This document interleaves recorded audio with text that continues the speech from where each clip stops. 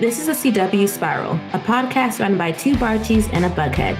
We're your hosts, Sabrina Reed, Michael Patterson, and Reed Gaudens, bringing you history about the network, the latest news, and in-depth spoiler-filled discussions of some of our favorite shows on the CW. And we're back, finally, after a break, a longer break than we expected. It's a new year, new us, I guess. We'll be feeling things out a little bit differently. You'll be seeing that up here on our YouTube. But I didn't think that we were going to pop back into the pod with some controversial news from the CW on multiple aspects, because they have gotten into the sports TV lane with, I want to say it's LIV Golf. And the golf is coming to the CW now. So, yeah. Why not? You know? I don't know. I don't know. If someone had told us in 2006 and 2007 that the biggest teen network on TV would start showing golf in 2023, would you have believed them? No. And yet here we are. It's going to start airing on Saturdays and Sundays, and will stream on the CW app on Fridays. Apparently, it's the first time that the CW has ever had like exclusivity when it comes to sports. I wouldn't have chosen golf. Especially not a league that has such controversy with it. But we're here. This is what they're doing. I guess. I mean, I will not be watching, so like that's the end of where the buck stops with me. But. Yeah, there's some interesting stuff attached to this, but like just at like the base level, face value on paper, it's golf on the CW, right? And I can kind of see where they're like, I can connect the dots with them. Like sports is really enormous, right? Like people tune in for sports.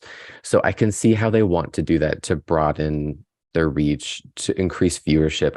But where I see the disconnect is I don't see how the viewership of golf will tune into the CW to watch golf. They will be there, I'm assuming.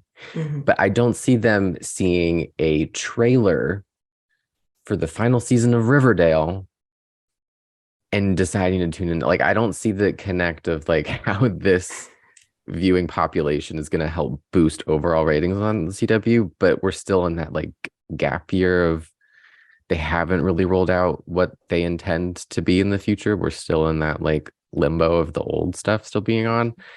So I can kind of see where their thinking is, but I struggle to see how the impact will be beneficial in the long run.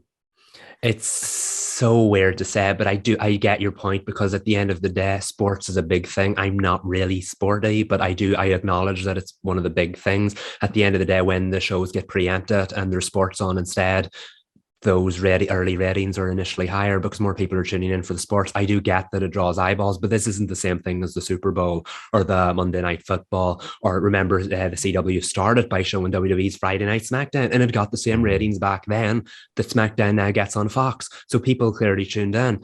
But I just don't. I don't see golf having that same kind of like must-see approach that all of those other sports or sports entertainment programming drew.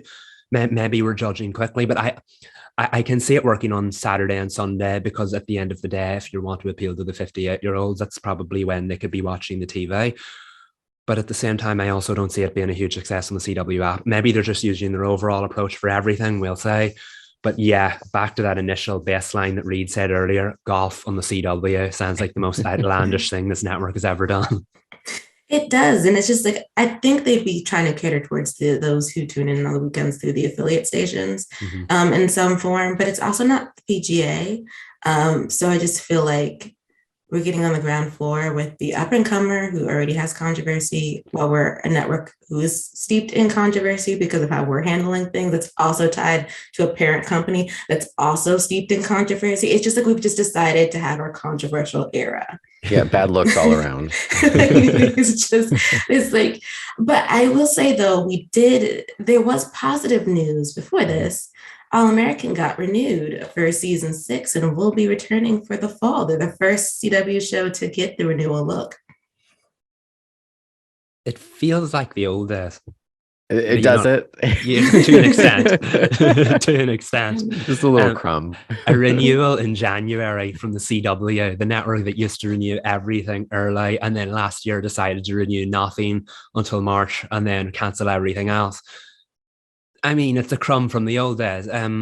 We didn't expect it this early. I think that was the most naturally surprising thing. We were expecting to wait until May time came and then say goodbye to maybe half of the lineup again and congratulate the other half of the lineup. But the fact that we got All American so early, I think that's a victory worth celebrating. I don't know whether the rest will follow yet, especially since half of its lineup hasn't even debuted their current seasons yet. But I mean, small victories where we can take them, and that feels like one. It was a pleasant surprise. Mm-hmm. It was. And the concern was that because it was going to be the veteran show on the network, despite being one of the youngest ones it had left, that they weren't going to choose to move forward, especially with the idea of budget cuts coming down the pipe. And then that didn't happen. So it's good to see that we will have a CW staple in the fall season. If we have nothing else, we will have All American. When they announced it, I held my breath. I was like, are they going to do more? Do more. And then it was just All American, which is great. But I was like, oh, something's happening. I know. It just felt like maybe it'll be a gradual rollout during the day. And then it's like, oh, no, you get the one. We're still going over the rest of it. Yeah, we thought the smoke had cleared and we were like, oh, is it over? It's like, no, get back in the bunker. It's still hard times. I know. And there was that whole, the Hollywood Reporter was saying, sources are saying that there are fewer than 5 CW's US scripted originals going forward. So that would mean All American claimed spot number 1, and there are potentially 3 left. But again, no one really knows where CW is going. So we're all just sitting here like, okay, we have one renewed show, and then we have shows that we're saying goodbye to. By the time the 2022-2023 television season ends. And that is one of them is Riverdale Riverdale for season 7, which premieres Wednesday, March 29th at 9 p.m. And we did not get what we wanted because it's going to have 20 episodes. But it could have been 22. So the small victories. Yeah, we'll take the compromise. It's still 7 more than I wanted, but whatever. I know. It looks like it's gonna, we haven't gotten a trailer yet, but the looks that we've seen, it looks like it's at least going to be gorgeous. Mm-hmm. And entertaining. We can always count on Riverdale to entertain us, even if it doesn't make any sense. True, but I'm hoping that it's not like season 6 where it took us far into the season to really appreciate what was going on. I want to appreciate it from the start to the end. Mm-hmm. Yeah, looking back at 6, it was very messy until the last 5 episodes, which were actually brilliant. So I mean, at least it ended on a high. So I'm hoping we can have a fun final season. But even aside from that, I know we've said it before, Riverdale's one of those shows you can be critical of when it's on, but you see when it's not on, you miss it a great deal. And I'm really looking forward to it. Having it back around. I know. What does Roberto put in Riverdale? It's like pure oxygen or something. I know, it's so exhilarating. And we're going to have it back not soon. And we're having Nancy back not so soon. Because her final season comes Wednesday, May 31st at 8, which means she'll be sliding into the Flash's spot once they say goodbye. Which is a little hard. And she only got 13 episodes. We didn't even give her an 18 episode goodbye, but fine, whatever. It's all feeling very real now, isn't it? We're talking about one final season going off, so another final season can come on. And the fact that a show like The Flash has to end before Nancy can return, it's just the end of this era. It's been a long end of an era. And but I think again, small victories, the fact that we finally have a date for Nancy, because it felt like the out there, we knew when Riverdale was coming, we had a window for it, we had release dates for all of the rest of them. So I'm glad we finally know when Nancy will be back, and I'm most excited about the fact it gives us enough time to catch up on the episodes. Yeah, it does. We will be caught up by the time that it comes on. We will. August 23rd is gonna be a rough night though. Yeah, it is. With both of them going off, doing their goodbyes. I don't want to imagine it. I know it's coming, but it just feels really sad that the era is ending come August 23rd. Mm-hmm. You have 13 years worth of history, one show that ran for 7 seasons, one show that ran for 4 seasons, all ending in one night. That's going to be an emotional watch and for the fans Flash of both too. shows. Yeah, exactly. CW said we're booking your traumatic watches for Wednesday nights. Get up. As if the middle of the week isn't already hard.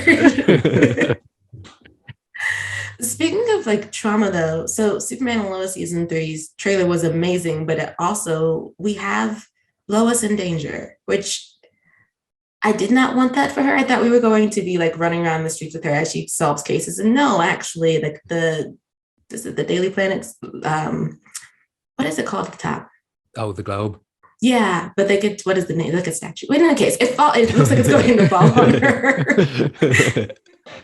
I mean, like, that's how you get someone's attention in 30 seconds. It was really one of those like trailers that just kept going. And at the end of the day, that's the point of a promo. But like the fact that this was just a trailer for the premiere episode, it really excites me for not just what's coming in the premiere, but the rest of the season, because you had the pregnancy tease with Lois. You had the new Jonathan, of course, and Michael Bishop. We got our first look at him in action.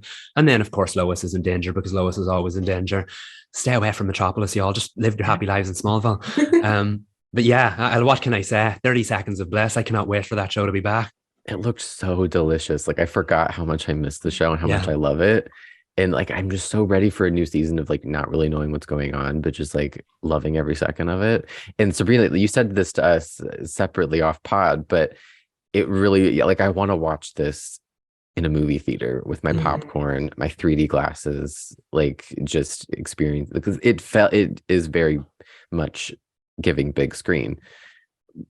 We can't say that for the next trailer we're going to be reacting to. It's like, okay, so I can't read a movie. It was you who's talking about the quality drop off from moving from Superman Lois to Gotham Knights, and it really does feel like that. Like Superman Lois is so expansive and cinematic, and Gotham Knights is very CW, which isn't a bad thing necessarily. It's just feels like it's CW in a specific era that we're not currently in. So it's giving me a bit of out of placement in time. It's whiplash. Yeah. Yeah. No, if DC fans watched the Superman Lois trailer and were like, March 14th can't come quick enough, and then they watched the Gotham Knights trailer and was like, March 14th can hold off a little while longer.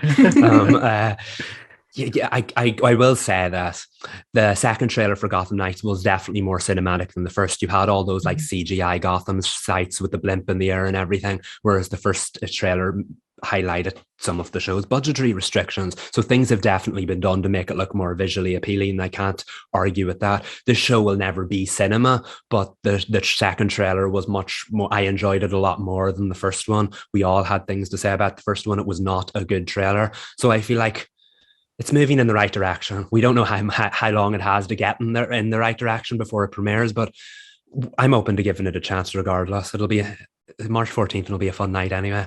Yeah, I will say. What? You go first, Sabrina. You go first. I was just going to say that when it came to the font, like I think I would have been fine if we didn't do the drip paint font. That is what the CW logo. No, so when there's flashing text on the screen after the CW logo, it's like Batman has fallen. Well, Gotham too. Oh, yeah. Like, and it was just like the text itself didn't bother me. The font did, and I was like, we didn't need to do that. Don't be fancy with it. The 58-year-olds aren't tuning into this. No, I will say though that I liked this trailer more, but it didn't make me want to watch the show anymore. Like it didn't move the needle anymore for me, but happy for everybody that's excited. I will watch it, obviously, at least the first episode. But yeah, beautiful gowns. We're moving in the right direction, slowly but surely. We are. It's getting there. Perhaps it'll be. Remember when we weren't sure about Wendy, and now we love Wendy. I don't know if it's going to do that. Yeah. Okay. Yeah. Well, I'll keep that in mind. Yeah. So we didn't include this one, but I forgot The Flash also dropped a trailer. Yeah, lots of happening, lots of drama, lots of Westallen drama, lots of Central City drama, lots of final season drama. The final run. Yeah, I know. Yeah, I will say though, like when Superman and Lois dropped that, like, is Lois pregnant? I was like, not when the Flash is finally doing the Westallen pregnancy, especially because there seems like there's going to be joy for Lois and Clark, regardless whether it was a flashback or it's something she's currently saying.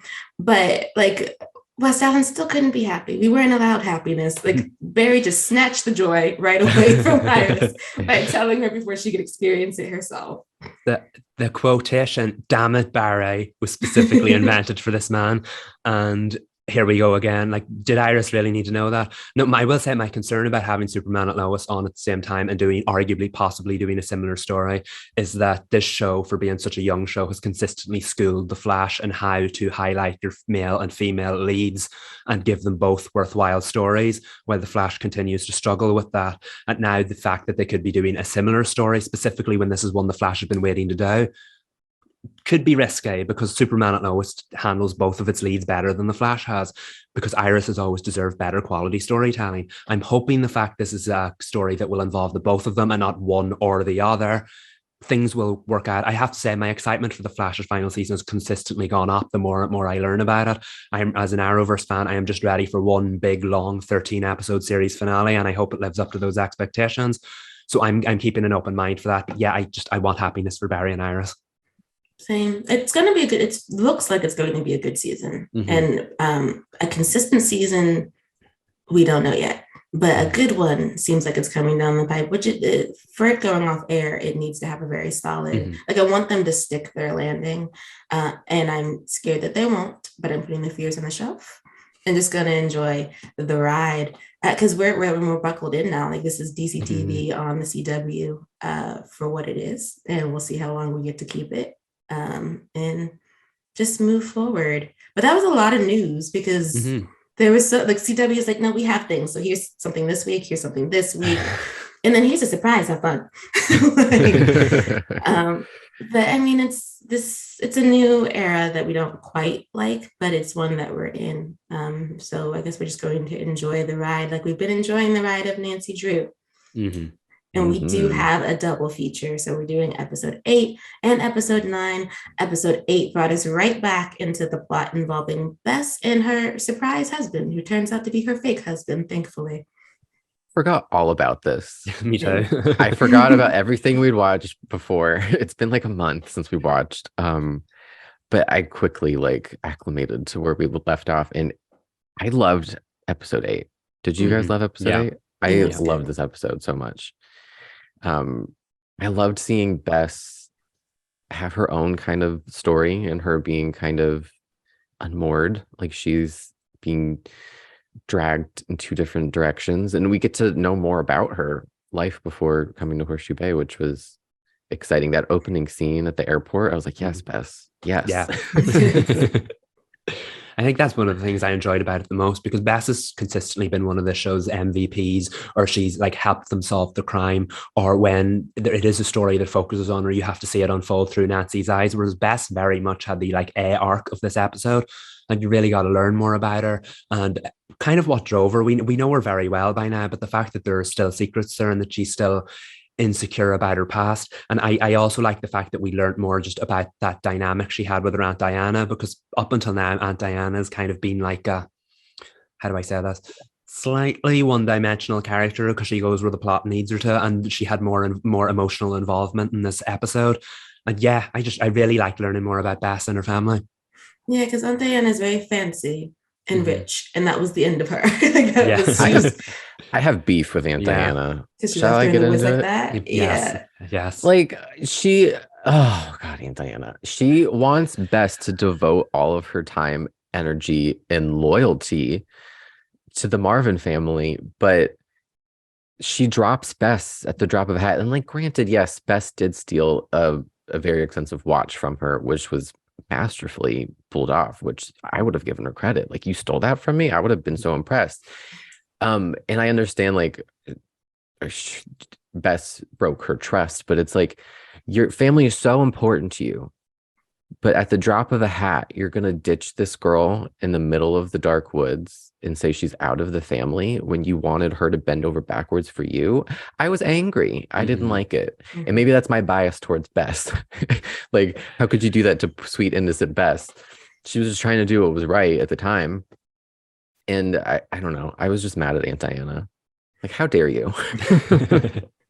I knew Bess was going to fail the moment Aunt Diana said, you have to put the Marvins first. Yeah. And I was like, she hasn't been with you long enough to do that when her friends are in danger. And of course, it's exactly what happened. I wanted her to be able to tell her aunt. But then there was also a small part of me that was growing louder as the episode went on, wondering whether or not her aunt had actually gotten her fake husband to come to town to test Bess. Like, the episode doesn't reveal that, but it just felt like something she would do. She does seem like a woman who keeps everything close to her vest and would test you without your knowledge to see if you will be loyal, even though you've only known her for like a few weeks to a few months. I don't know. The timeline in Nancy Drew always messes me up because things are happening much slower than I thought they are.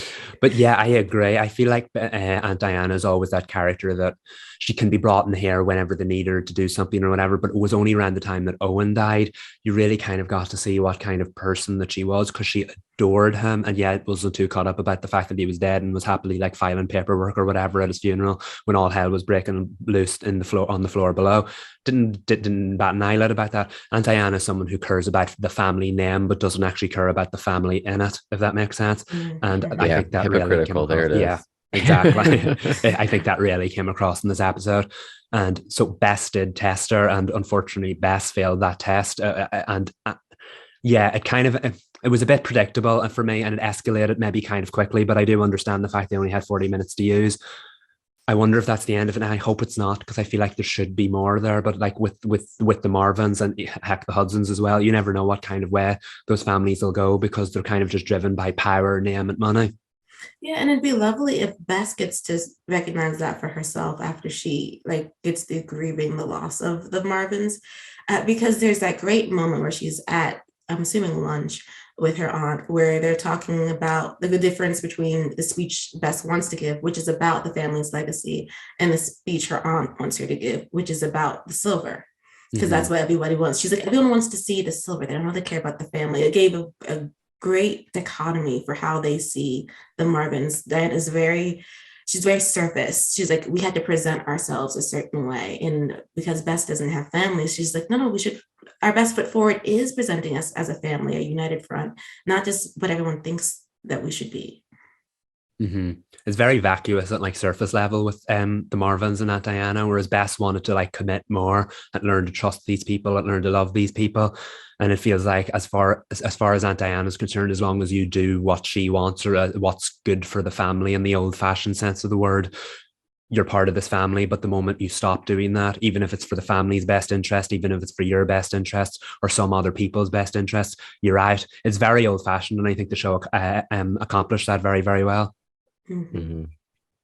She doesn't need him. Whatever. No. I don't know. Not to get ahead. I think she said I don't have any family, and I was like, girl, we went over this in the previous episodes. Your family is your group of friends. Yes. So cut it out. She'll get there. Perhaps she'll just need a talk from Ryan, who understands, because he's the Hudson and he's done the performance of it all and still has to do the performance to keep Nancy safe. Those scenes with the reporter were interesting. Yeah, they had quite an interesting chemistry, but at the same time, you're like, they did a good job of building up the tension, because you were afraid that secret was going to come out about Nancy being a Hudson. And then I think they did it so well because they had such a good dynamic between the two of them. They were talking like friends, the way the reporters usually don't like the rich people, whereas Ryan did a great job of making himself come across as friendly, because we always said he had that in him, but he always chose the opposite. And I think this was an example of how far he had come. He did everything he was supposed to, and you watched the whole episode thinking, is he going to let something slip? Is he going to let everyone down? And he didn't, but the reporter knows more. And yeah, now we're in dangerous territory, and it wasn't even his fault. Yeah, that stressed me out so much, because I was kind of this could be cute. Shipping them. And I was like, mind your business. Stay away from Nancy. I remember her though, so I'm interested to see from the episode with Tom. So I'm interested to see how this dynamic shapes and where we get to that point with her. And Ryan, I like a good nosy reporter, who throws everything off whack, especially when they're simmering a bit, because the rest of them don't know that she knows. Because I don't believe Ryan told Nick that she's suspicious, correct? No, we didn't have that scene, I don't think, no. Because Nick would be like, all hands on deck, fireball on fire, like we have to get rid of the reporter. But Ryan's like, no, gotta snooze. Okay. We have to like present ourselves as calm, cool, and collected. And that's not who Nick is when people he cares about is in danger. As we saw in episode 9, which we won't jump to yet, but like he's a very take charge, man of action type of character. And Ryan's like, we don't take action yet. We sip tea. And we lie to the press. He did leap to action though in episode 8 when Nancy and George were tied up, which that was so stressful. This show does suspend so well. Like I know nothing was going to happen to them, but the whole time I was like, no, blow out the candle. when they finally got into wherever they were being held hostage, in the what was it? The thing fell. It was tied to a rope. Type of weight, right? It was going to crush. It was going to break. It was at a lantern, and yeah, the lantern. When Ace put his hand on the rope and stopped it, I was like, lost my breath. Yeah, those few seconds they dragged. There's a great moment too, though, because it also used the action sequence as a means of Nick being read in on the whole George is possessed by Odette situation, which George was trying her darndest to keep from him. But I'm glad that he knows, though, because that's not going to sustain itself. George, you live together, do you not? He's going to find out. And that's the thing. And when this episode started, I was like, oh no, we're doing secrets again. I forgot about that. Even though I do understand the reasoning behind it, she didn't want to add to his stress. But I'm glad the episode ended with him finding out. I thought it was very funny when he came towards Odette and tried to help her, and she started like screaming French at him. And he was like, you're not George. Very effective because, again, the show uses tension to get the secrets out. And yeah, we'll talk about how that built into the next episode. There wasn't much in this, but the point is, I'm glad the secret's out now. We didn't have to go episode upon episode upon episode of trying to keep the secret from Nick. And it flows right into it, though, because we have the whole shroud reveal about the next person who uses it will kill the person who was used it last, which surprising turn of events. Yeah. They can't catch a break. They can't. Every time they think that, like, okay, we're safe, we're cool, and there's some supernatural hijinks that then have to ensue because you're not safe, you're not cool. This is Horseshoe Bay. It doesn't no chill. And it was interesting that they both, Nancy was struggling with feeling guilt over the fact that her using the shroud to save George ended up killing the previous person who used it, or Jenkins. And the fact is, it's because Nancy's so used to soldiering on. She's programmed like that. She gets on with it. But you saw in the moment when they thought they were going to die that she was like, wait, what kind of person does things like that? And I thought that was very effective. It didn't sit with it very long, but I do think that throughout season 2, we're starting to see Nancy sit with her actions more. And again, we've said how she needs to learn a lot, and she has been learning. So I really appreciated the fact that we got to see her sit with those events and the consequences of them more, because in season 1 she was very much mission driven and get it done, and then like again she was responsible for the whole Iglesias dilemma, the fact that her friends' lives were at stake, and that came up towards the end, well, season 2, in the early season 2. But I mean, like, she's learning more as it goes on. And yeah, just as someone who's such a big fan of Nancy and wants her to grow, seeing those little moments means the world. And I thought they were very effective, and as always, Kennedy did a great job. She did. Yeah. And I feel like even though things are still really heavy, we're seeing a different side of Nancy. I think in 208, she was a little bit more unserious and a little bit more casually playful. There's that, I think it was 208 when Nancy and George were like slouched on the couch, and Nancy was like talking about a plan about like killing somebody, and George was like, what? And she's like, I'm just talking through. The way that Kennedy played it was like so funny, and we don't get to see Nancy be a little bit like playful, and it was really fun to see that side of her. It was great, especially because like it's the scene in which Nancy reveals that she would have probably flatlined George in order to see what would happen. That was what it was. She was like, you're gonna flatline me? And she was like, I'm just, it's an option. It's just weighing all the options. Another comedic beat, which is also a trippy beat, was when Odette starts talking about the one with the nice eyes, and Nancy immediately thinks that she's talking about Ace. Screamed. I screamed. It It ended up being Bess, right? Yeah. It ended up being Bess, but I love how like Nancy's got Ace on the brain though, because she mentioned the nice one with the one with the nice eyes who has a husband, and Nancy still went Ace. And then she went Bess. Oh, she didn't care. No. We're getting crumbs, y'all. Oh my God, I was flipping out. I was like, Nancy, you said it. Especially because she's like, as they reveal, just gonna jump to episode 9. She believes that she knows Ace rather well. Like, I don't remember if she said that she knows him the best, but like she was teasing him about his lucky pullover, which is like that is a friend thing, because it's just a regular navy blue pullover. She just snaps. She's like, I know you're into Amanda because you're wearing the lucky one. That whole scene though, just the fact how close they were, how they had this moment where they stopped and like looked at each other really closely.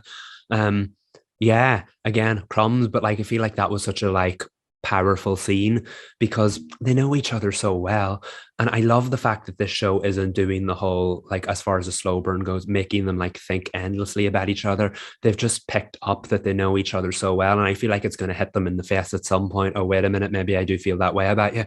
But it's being done in such a subtle way that if we didn't know where it was going, you might miss it. You know what I mean? I think that's very effective. I was just going to say that because we know that they become a thing, we're looking out for it and we're picking up on these things. But I think that if we were binge watching the show with no knowledge of where it ends up, I don't know if it would be as blatant. We would probably pick up on it, but it wouldn't be like something that we're actively rooting for because we know that it happens. We would just be like, oh, okay, well, they're besties or something. I don't know.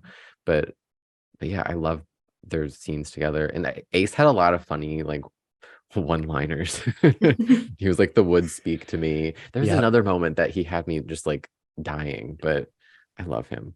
He's the sweetest little guy. He was fabulous in this episode with his crush too. Not that I don't really feel anything for him and Amanda, but like he was very much like a puppy when she wouldn't reveal something I said to her in confidence. And I was like, Ace, how long have you known Amanda? And you're talking about her not revealing something to her twin brother. But okay, sure, if you believe that, which he was correct. But I was just like, I don't know. I don't necessarily trust Amanda that quickly as far as the team secrets. I think that's the biggest issue with it all taking place off screen, because I know wasn't Amanda in like not the episode before, but the episode before that, and suddenly they're like very what's the word? They're connected to each other all of a sudden. And I guess we just had to take that leap because those characters aren't main characters yet. But yeah, I mean, like they paid it off well in the episode. But I agree, for those first couple of minutes, you were like, how invested in this like relationship and this arc? How quick is it supposed to have moved? Or are we supposed to be? But on the Ace note, I love the fact that he stayed with Bess overnight and just like the platankers all the way. I love them. I love it. I thought he was gonna call her out when she said she had no family, and it cut to him. I was like, Ace, say it, and then he didn't, but that's fine. And another Ace moment I loved. We're hopping all over the place, but it's okay. When they discovered the shroud was missing, and they're in that weird area of the restaurant, which somehow was like enormous. They're like, did they steal anything else? And they look and they cut to Ace and he's like, a banana cream pie. And at the time it seemed so random, but it ended up being the smoking gun that they needed. Because when they go to confront Gil, Nick is like, pie crumbs on his shirt. And I was like, amazing. You're like, sure. And I feel like Ace really tied this episode up together in terms of the comedic relief, because it was actually a really heavy episode, considering the plot is Gil being okay with killing George in order to get information about what happened to his mom. And Michael, something that you had said earlier now has me realizing that why Nancy would understand Gil's perspective, because she too rushes in and doesn't have patience for a lot of things. And that's exactly what Gil was doing in this episode. He knew the consequences, wasn't stopping long enough to actually let those consequences sit with him. And the episode kind of coddles him, like it holds his hand, like because Nancy literally holds his hand. Yeah. Which I was like, what? But whatever. Yeah, I was like, the romance plot of this is greasing some of the wheels, but fine. because I feel like Nick was the one who had the right energy after you learn that the person who's going to use the shroud knows what's going to happen and they're doing it anyway, and they're putting you on a time clock. But okay.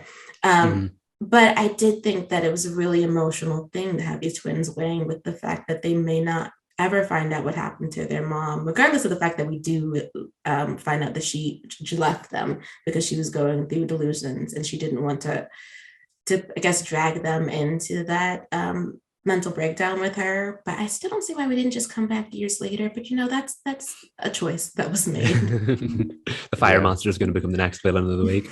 I can see the connection between Nancy and Gil, to your point, Sabrina, where like she recognizes that he rushes into things. And I think in this episode she would have been like, oh, I probably would have done that too a few months ago, but growth, she was like, I have people now that pump the brakes for me, that would tell me to like, let's take a beat and think this through. And again, I'm jumping through things, but there was a part where Nancy, George, and Nick were like talking about the plan, and Nick very much had a different idea of what they should do. And then George was like, I agree with Nancy. And I love when Nick just like gets so like fed up, but he just has to like surrender to them. It's the funniest thing. I love when Nick has that dad energy of like, like I can't win, I give up. But he's still like, he's down to ride. He'll be right by your side, even if he doesn't agree with what's going on. So yeah, I wanted to mention that because I love that. It makes me laugh so much, the dynamic between them, where like Nancy's like, she's never going to concede. She's going to be like, I've thought this through and this is what we're going to do. And I think that adds a lot to the dynamics, because Nick never really had a say when it came to Nancy. And it's funny that he kind of does have a say more when it comes to George. They work better as a unit than him and Nancy did, because Nancy wasn't in the right place at that time. Whereas now that George is like, siding's the wrong word, but now that George and Nancy have become kind of this like unlikely duo, and they do things together and they make decisions together. Because obviously in the previous episode they went off on their own together. Now George is completely supportive of Nancy's way. It was hilarious to see Nick react, but it was also, I think it's great that George and Nancy are becoming kind of like, again with George, can you really say closer? But they're trusting each other better, and I love that dynamic so much, and I love the development of it. George and Nancy, right? You said? Yes. Okay, I got mixed up in my head. There was that one scene where Nancy asked George, "Do you trust me?" And she goes, "Why?"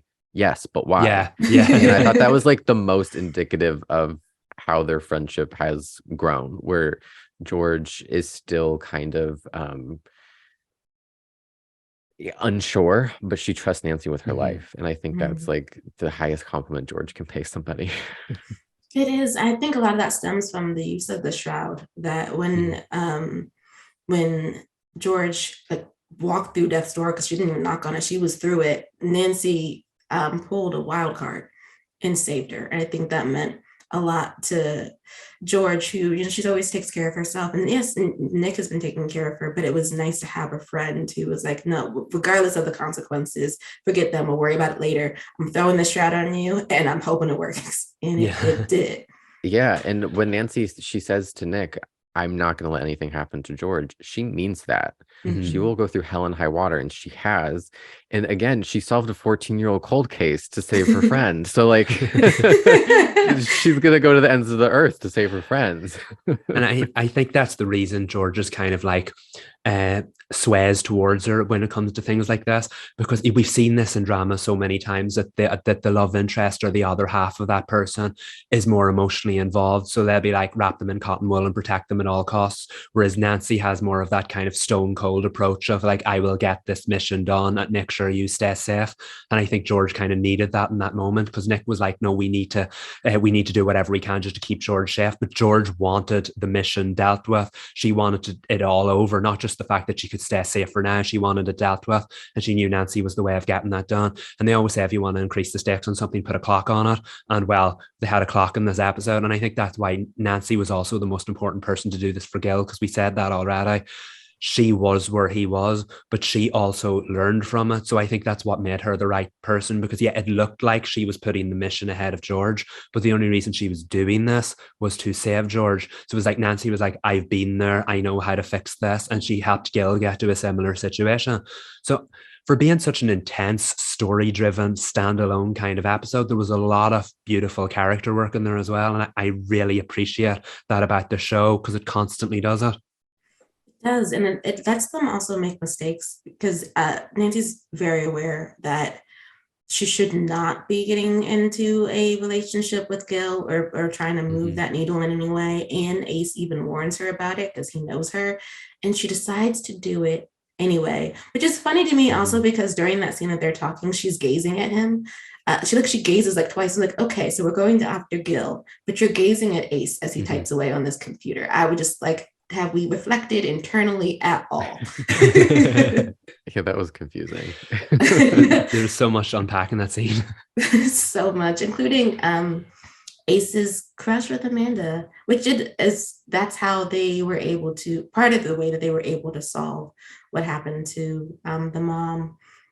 I also love that Ace and Nancy go to the art gallery. We just like a quick little pop-over scene for some hoity-toityness and like a look at I wouldn't even know what to call that painting. I don't know what style it is, but they are able to bring it back after somehow using Nick's money to get it. And they find the portrait of Gil and Amanda's mom. The comedy in that scene though was great too, where Nancy was like, "Oh, and now we can use your bathroom." Ace said something too that had me cackling. I don't remember what it was now.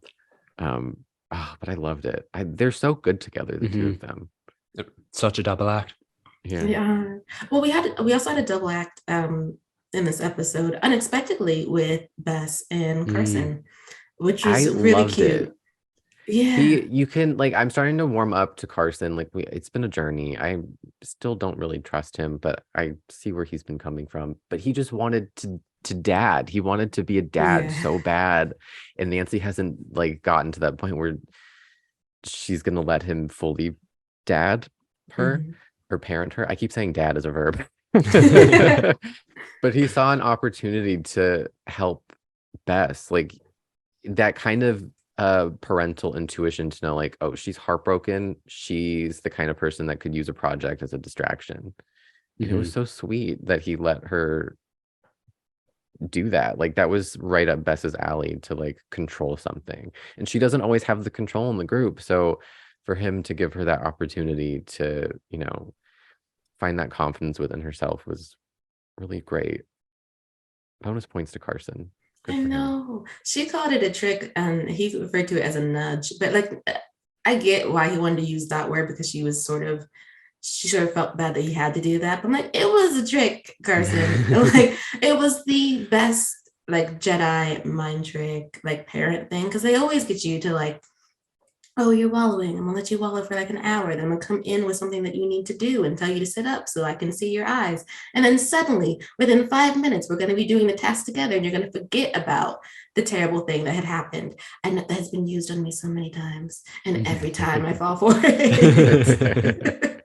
I don't know though if I liked the complete follow through where she used his speech, his lesson to talk Odette off of a literal ledge. I was kind of it felt like they shoehorned that in because it was such a quick out of nowhere scene for Odette to be I'm gonna rejoin my love, and then Bess was the voice of reason with Carson's fake whatever that was.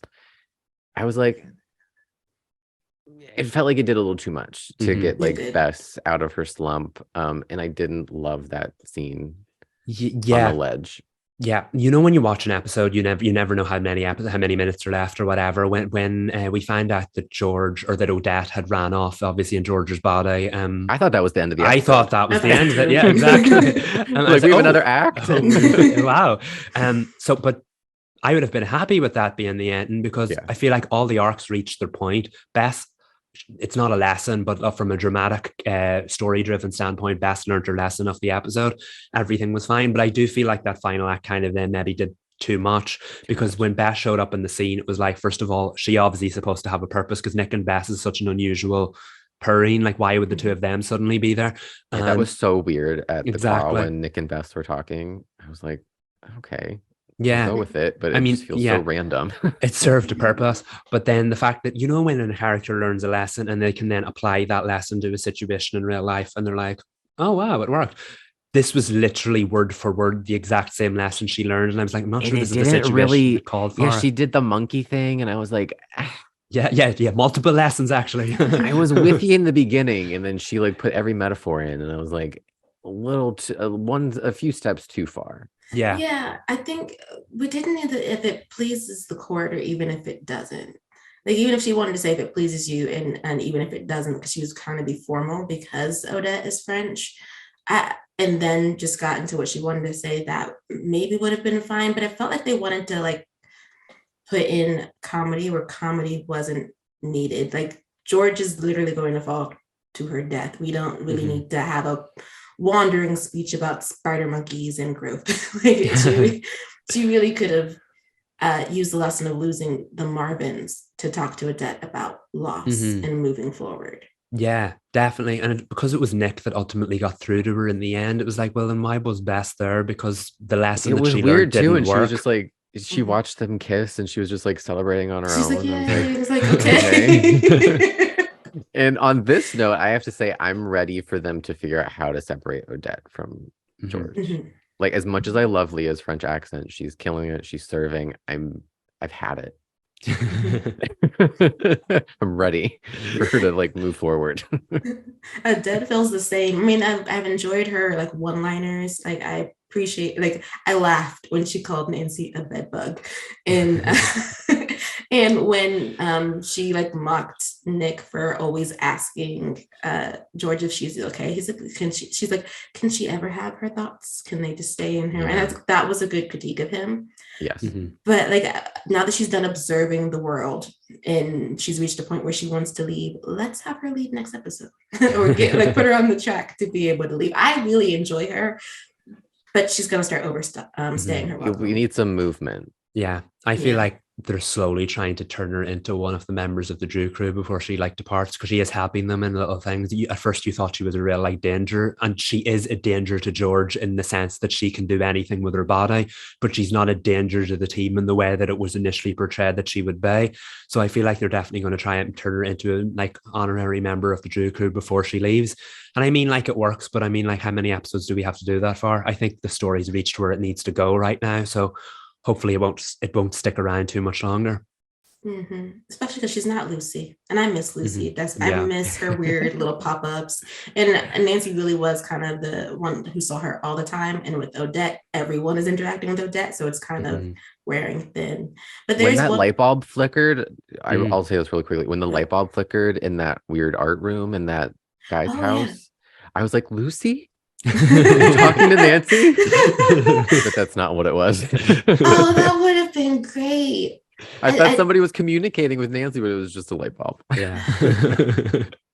I didn't expect to miss Lucy so much, but I think it's just because like they had an emotional goodbye to her, but we didn't actually see Lucy like just disappear. So he just stops coming around. Just like, I needed that for like I need a cathartic goodbye, Lucy, and your creepiness will miss you moment. And we never got it. But last point before wrapping up, Nancy Drew, we got a tad bit more of Ace and his family he doesn't know anything about, because he got a text message from his brother. Again, I forgot all about this. Yeah, you can tell. And it was the only reason they did something quite clever in the early part of the episode. Where was it that Amanda said something about you don't know what, or a brother, or she mentioned family member or a brother or whatever, and he said something, and I can't remember what it was, but it implied that actually I do know what you're talking about. It was very clever, so it prepared me for when it came back up at the end. But yeah, I feel like that's going to be one of the season's more intriguing stories, because he's not really telling anybody about this. Nancy's going to be the first one to find out. Oh yeah.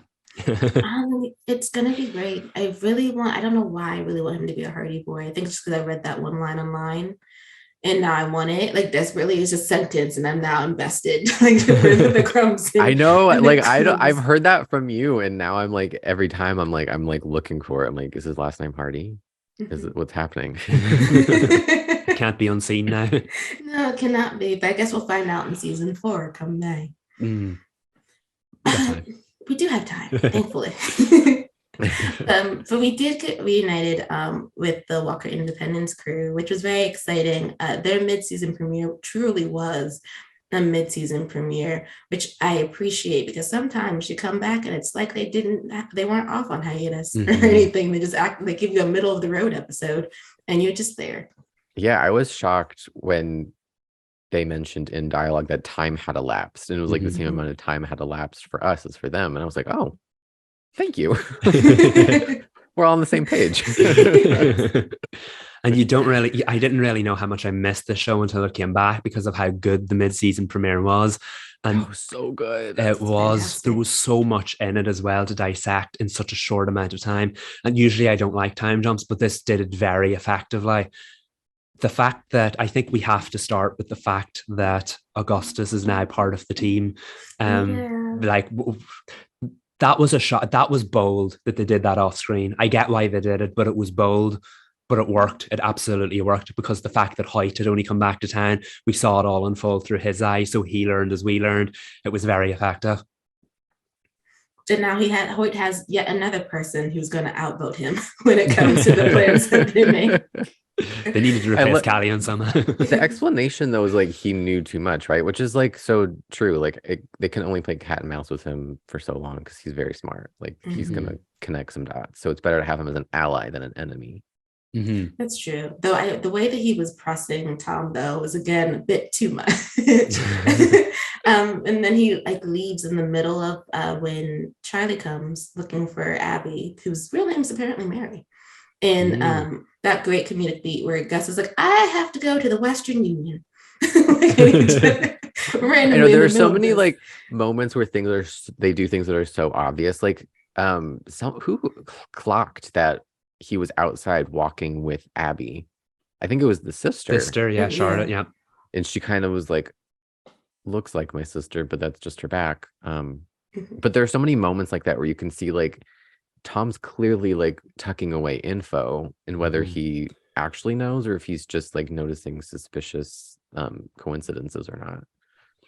Yeah, but it's fun to watch. It is happen, and it makes for very tense moments because, like, when Tom and Abby went out to the gravesite or where the thing had been burnt, the carriage had been burnt, and Abby was like kicking the dust over that picture of her, and he said a few lines to her that very much imply that he knows what's going on. I don't think he does, but just the writing in the show is very clever, clever. See, I think he knows who she is. I don't think he knows that she's hiding from him specifically.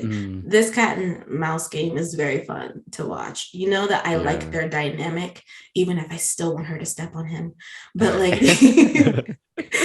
like I really do. And so he was smirky the entire scene. It was like they're both like, I know things you don't know, but you can't know that I know these things.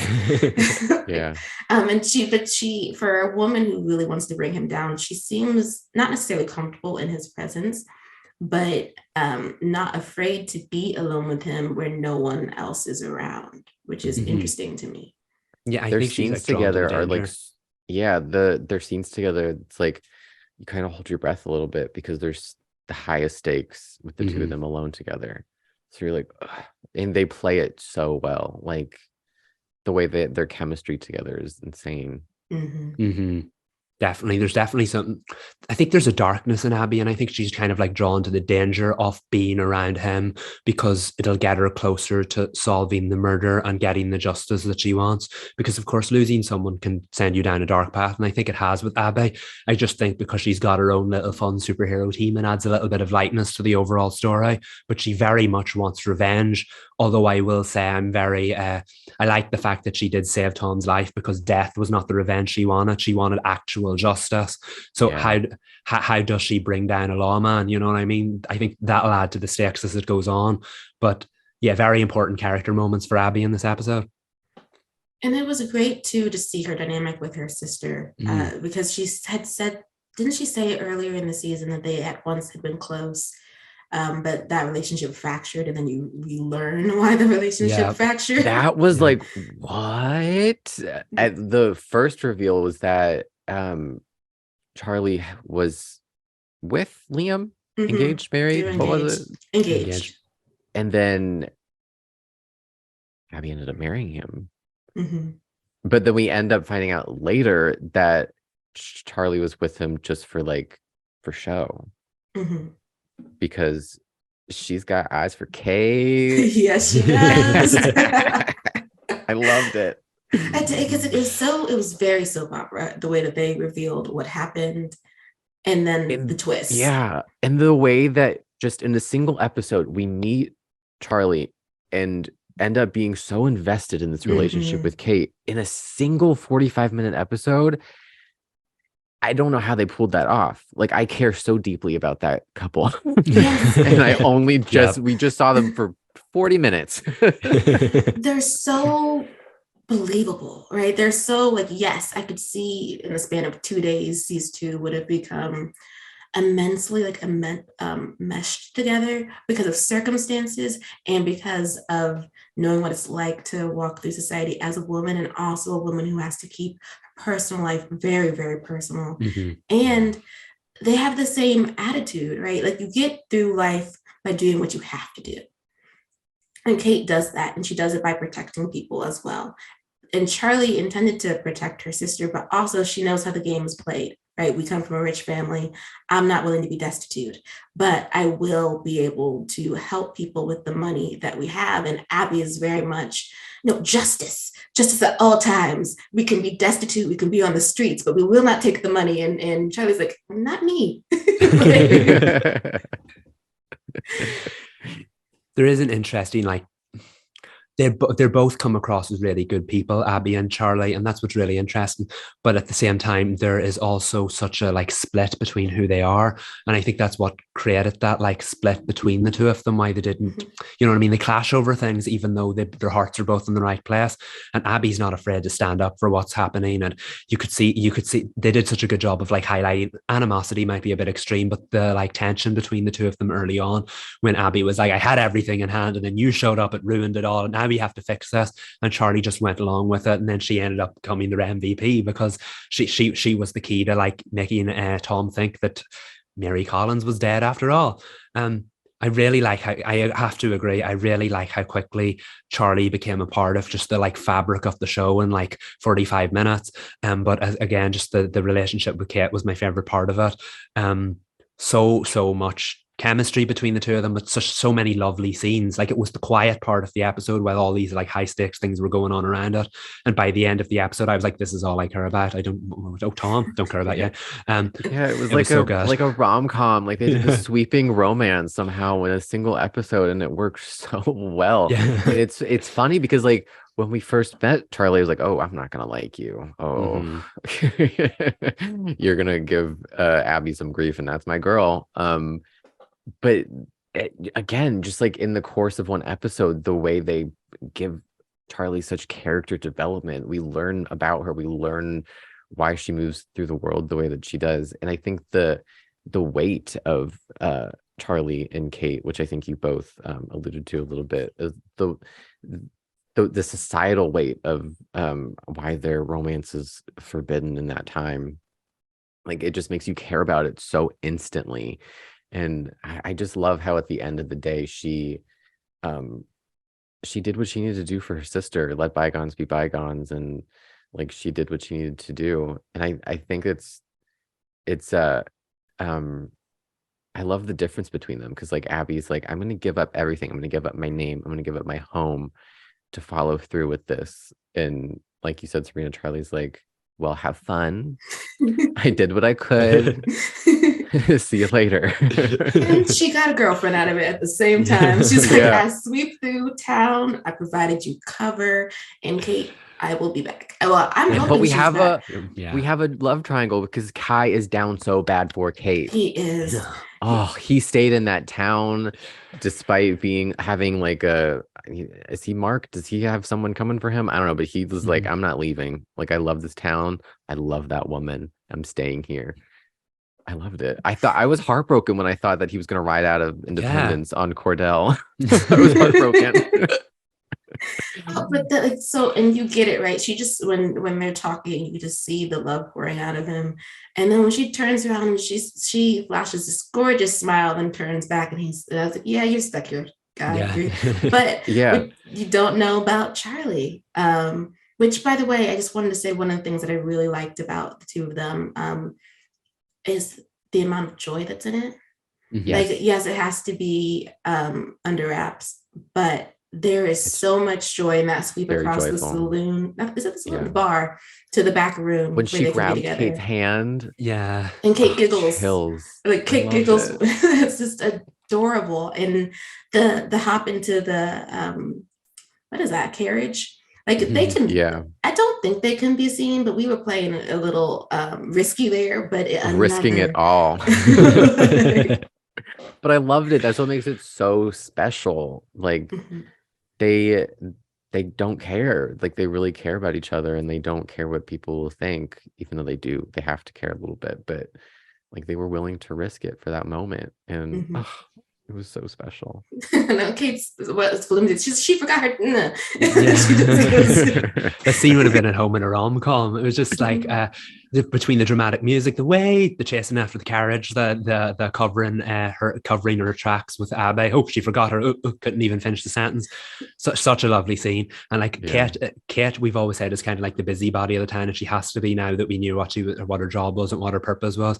But she's been wound so tightly, and just to see her so like come alive and so like what's the word, awkward, it was so adorable. I loved seeing that. Mm-hmm. Charlie has to come back. I hope so. She really Yes. really does, because it can't be one of those things, you know, when you watch the show and they bring in a guest star for like one episode and it's lovely and they never come back, but you like the relationship dynamic with somebody, and then you're like sitting there like, bring him back, are we gonna bring him back? Like we need it. I think there's just they added something that the show hasn't had yet. Everything is very high stakes. Everything is very like wrought, and those two added a lot of happiness to the show. Yeah, Wendy does something so well, which is whenever there's a new character coming in for an episode, it's not just like fluff. Like there's a weight that affects multiple characters when somebody comes in. Like Charlie wasn't just like a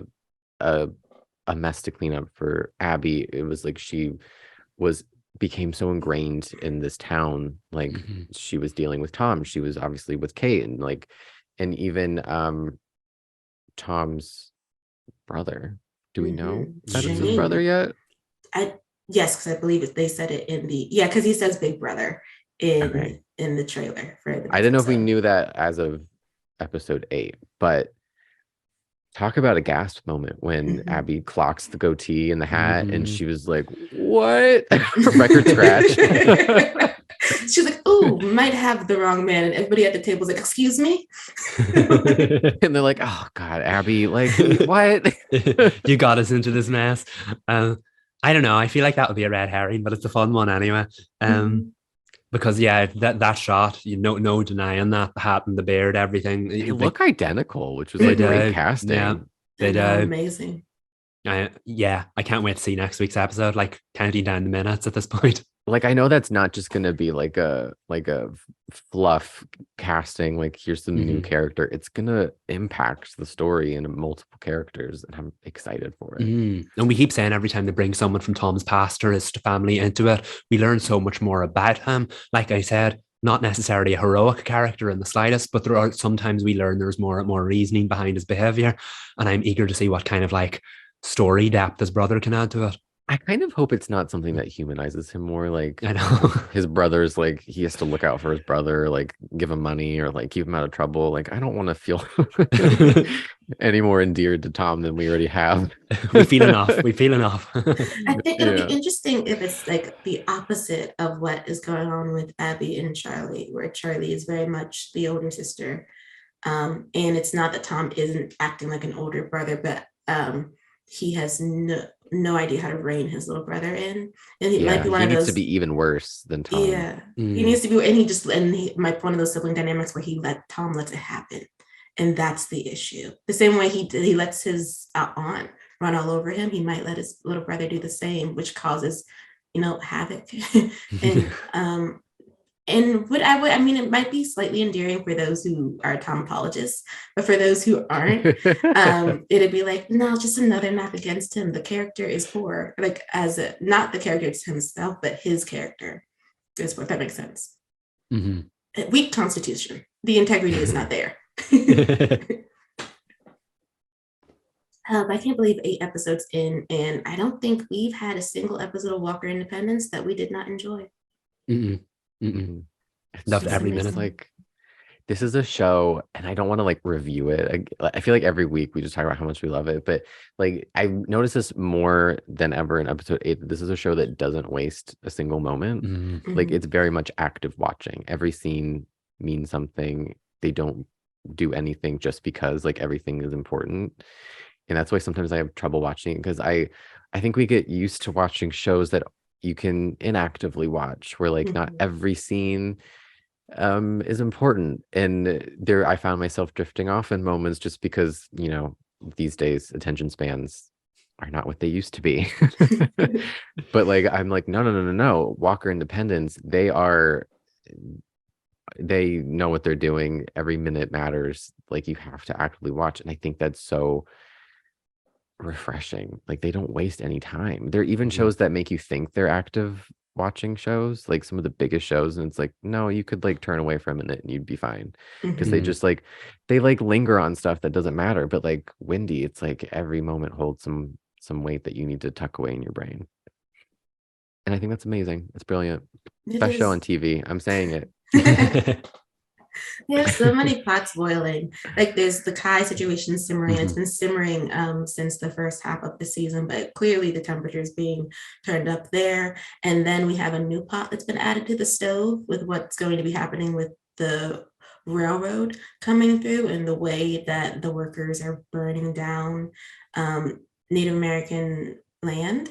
And just forcibly moving people, or presumably also killing them. I wasn't quite sure if Tapsana was talking about that as well. Like, it wasn't just that we were burning their homes, we were killing people who weren't leaving. I think that was it. Which I guess will bring Cassian back to town. Well, Callian back to town. But it is, I don't know. That part, they're building that storyline. I'm intrigued by it. I want to know where they're going with it. Yeah, like you said, the pots on the stove, it's like a whole holiday meal. We've got so many things going. The charcuterie board's out. We're boiling the water for macaroni and cheese in the back. Ham's in the oven. It really is the best show. Bold claim about it being the best show on TV right now, but I think it's like there. You're right. I usually say that with hyperbole. Like, I said a lot that Dynasty was the best show on TV, and that was hyperbole. As much as I loved it, I knew it wasn't the best show on television, right? Like, I'm self-aware, right? Like, but I actually mean it with this. And I haven't watched every show on TV, so I can't say that it is the best definitively. But of what I watch, it's Wendy and Abbott, and that's I think the best of the best right now. Well, okay, I'm just gonna say this one point about TV. They are primetime soap operas, and I feel like people get really invested in terms of being like, you can't say that that's the best show because it's on the CW, and it's just like, what's your top favorite show? I would like to know. Which procedural drama do you tune into every week, and what is the quality? Those are the kind of people that call things guilty pleasures. And it's like, if something brings you pleasure, don't feel guilty about it. Whatever you think is the best show, it's the best show. That's why I always call Dynasty the best show, because it makes people uncomfortable to sit with me calling a primetime soap that is ridiculous the best show on TV. It makes people uncomfortable because they're like, what about Succession? I'm like, I don't care about Succession. Go watch it if you want. I'm talking about Dynasty. Not a single lie. Yes. Joe, I feel like we should that's the end. Mic drop. That's where we landed. We do have to do two toasts. So one is for Kennedy McMann, who has landed the road of the lead in The Good Lawyer. Congratulations to her. I know. I'm so excited for her. She deserves the TV domination. It's only the beginning. I'm so excited. Yeah. So tune in. It's March 6th, right? I believe so. Hold on. The Good Doctor. What do they call it? Backdoor pilot. Backdoor pilot. Backdoor pilot. Yes. So tune into that. It helps chances of it being picked up to series. We want to see Kennedy back on TV. Yes, she deserves this visibility and spotlight. She does a primetime spot on a big network, like, because CBS is pulling in everything right now. They are the network to watch. I mean, this is a CW podcast. Obviously, we're watching that one, but we all know where she lives. We know. We all know where CW lands. So this is just amazing. I feel like with the Kennedys, like, oh girl, I'll be there. Like, look, when you get a premiere date, I'll be there too. Weekly. She deserves to have the kind of career like a Lauren Graham, where she becomes like a beloved TV veteran that hops from show to show, and she just is critically. I just see that for her, and I want it for her so bad. So yes. Congrats, Kennedy. We love you. Congrats. We're pulling for the Emmy, even though the show isn't even out yet. It's what she deserves. Yes. And then the second toast is going to go to our audience for being very patient as we got things up and running for January. It is going to be a different road for us, but one that is exciting. Yes, I'm parsing words. Parsing words? I don't know what the phrase would be, but let's just say we're on a road together that's going to be interesting as we move forward into 2023. Yeah, stick with us. Stick with us. Yeah, we got this. Yes. In our squeaky wheel era. Okay, and with that, thank you for listening. We are the CW Spiral. I'm Sabrina. Michael. And I'm Reed. Bye, y'all.